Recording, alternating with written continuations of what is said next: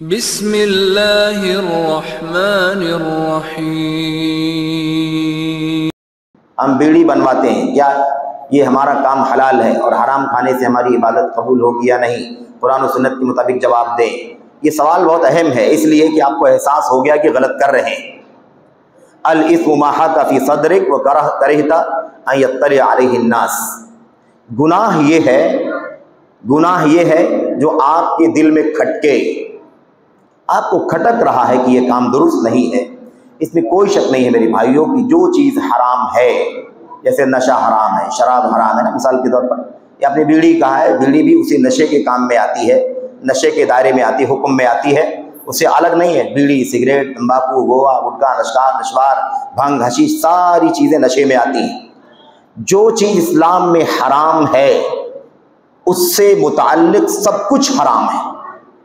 جیسے مثال شراب ہے نا، نشہ ہے، حرام ہے، شراب کا پینا حرام، پلانا حرام ہے کہ نہیں، اس کو لوڈ کرنا، انلوڈ کرنا حرام، اس کو نچوڑنا حرام، نچوڑوانا حرام، اس کو گاڑی پر لے جانا حرام، اس کے لیے کرائے پر روم دینا حرام، اس کے لکھا پڑھی کرنا حرام، کلر کا کام کرنا حرام، رجسٹریشن کرنا حرام، جو کچھ بھی حرام ہے، جو کچھ بھی چیزیں متعلق ہے سب حرام ہے۔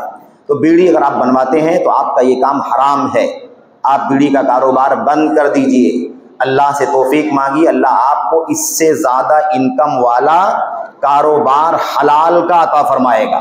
ہمارے جس بھائی کا بھی یہ سوال ہے، ضروری نہیں کہ ہم جانے کی کون ہے، لیکن یہ کام حرام ہے میرے بھائیوں، حرام ہے، اس سے بچیں، جلد سے جلد توبہ کریں اور ترجیحی طور پر کوشش کریں کہ اللہ تعالیٰ آپ کے لیے دوسری کسی انکم کی راہ کھول دے۔ من ترک شیئا للہ عوضہ اللہ خیرا منہ، جو آدمی کوئی چیز اللہ کے لیے چھوڑ دیتا ہے، اللہ تبارک و تعالیٰ اس کے بدلے میں اسے اس سے بہتر عطا فرماتا ہے۔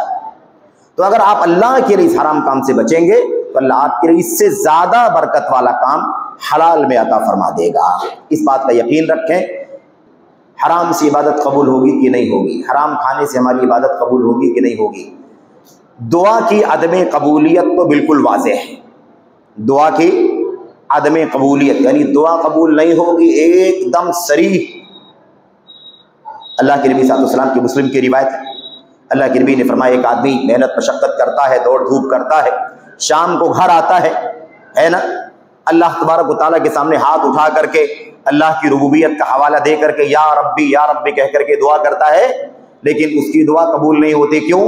اس لیے کہ اس کا کھانا حرام کا ہے، اس کا پینا حرام کا ہے، اس کا پہننا حرام کا ہے، اس کے جسم میں جو غذا جا رہی ہے وہ کیا ہے؟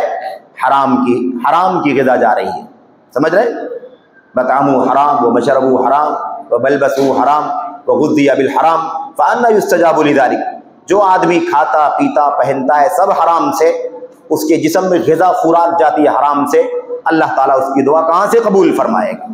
تو آپ بتائیے کہ جب سارے راستے بند ہو جاتے ہیں تو صرف دعا کا راستہ باقی بچتا ہے کہ نہیں؟ کوئی راستہ باقی نہیں بچا۔ تو کون سا راستہ باقی بچتا ہے؟ اللہ کے سامنے ہاتھ پھیلاؤ، اللہ سے دعا کرو، اللہ سے اپنی ضروریات کا سوال کرو۔ اب دعا بھی نہ قبول ہو تب کہاں جائیں گے بھائی؟ ہے کہ نہیں؟ اس لیے یہ بات بڑی خطرناک ہے، ہمیں چاہیے کہ ہم اپنے آپ کو حرام سے بچائیں قرآن و سنت کے مطابق۔ یہ بات قرآن و سنت کے مطابق آپ کے سامنے آ گئی ہے۔